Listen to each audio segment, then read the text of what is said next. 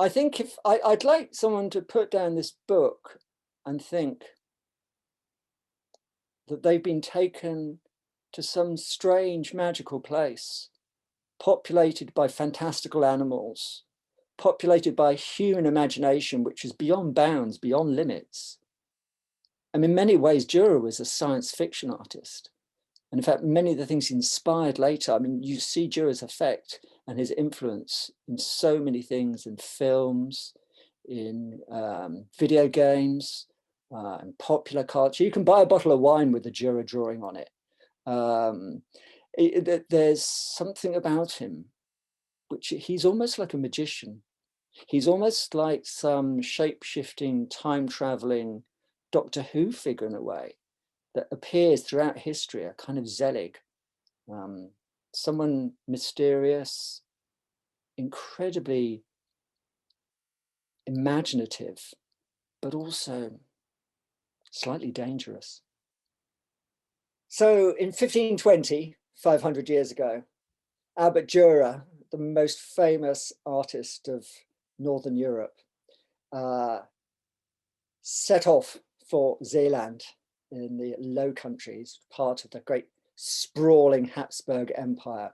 He was going to try and renew his pension, his annual income with the Holy Roman Emperor, who's about to be crowned in Aachen. But while he was waiting, and there was lots of toing and froing from the emperor, he's turning up and things like this, Dürer, who is accompanied by some of his very wealthy friends from Nuremberg, from Germany, where he lived, merchants, aristocrats, they're out there, been on a boys' weekend in a way, they're all gambling and spending lots of money and drinking. But they hear that a whale has been stranded on the coast of Zeeland, which is where the Low Countries, now the Netherlands, becomes, the land becomes a sea in a very sort of fugitive way.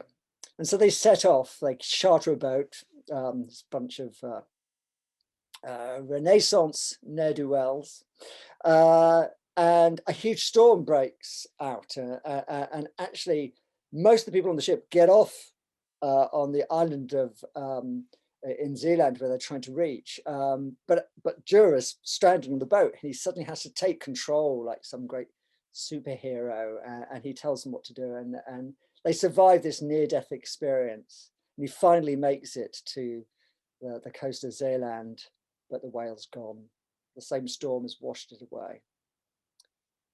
And the interesting thing about this is that Dürer, who was incredibly tuned to the natural world, who had drawn some of the most extraordinary images of the natural world, a hare crouching on his kitchen floor, a strange lump of grass and dandelions just painted for its own sake, and most famously a rhinoceros, which he'd never actually seen. It had arrived in Lisbon in 1515, but he never actually saw this extraordinary creature.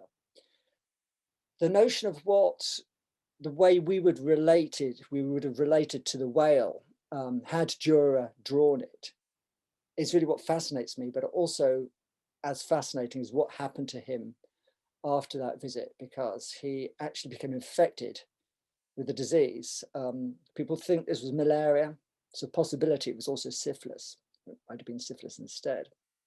But there's this sense that this infection that he caught was a kind of creative act, that it inspired him to new, extraordinary creative feats. And my book, which ranges from America to Europe to all sorts of points in the world in search of Dürer's influence, the fact that his rhino could pop up in Colombia in the 16th century, or in the Winter Palace as the Soviet tried to attack during the Russian Revolution, the sense of his time-traveling art, the effect of his art, what the effect of his passion, his obstinate obsession had on him, and whether or not art still has that power. Does art have the power to change the world?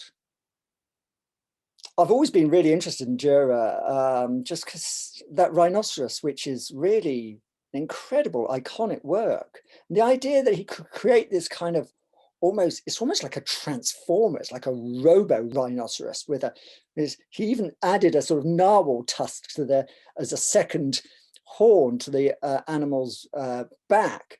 And this sense of that art doesn't have a history, actually. The art, great art, can touch you from whatever point in time it comes. In fact, it accrues power, it gets more powerful. And what really interested me about Dürer is how that we are really familiar with Dürer's work, even though we don't know his name. I mean, Dürer's praying hands are actually carved on Andy Warhol's grave. You know, that during the 20th century, Dürer's reputation became extraordinarily implicated in some of the most vile crimes, in fact, of fascist Germany. That he was adopted as a kind of icon of Germanness, when in fact he was actually Hungarian, and his most famous portrait portrays himself as Jesus Christ, as a Jew. He paints himself as a Jew. He actually transforms his feature into a Jewish person. So there's all these contradictions about this man who has never not been famous. Even the greatest artists have kind of dips in their fame, but Dürer has always been famous for one reason or another, infamous perhaps as well. And I wanted to rescue him from that infamy partly. And I wanted to follow him into Europe and the places where his art is held in these great European galleries, which are like temples. And they now seem to be so important, those places. Now that they're closed down, we kind of realize how important they're. We took them for granted. We took Europe for granted. We took culture for granted. And in this year, when all those things have been really threatened, it seems to me really important to go back and reclaim those things.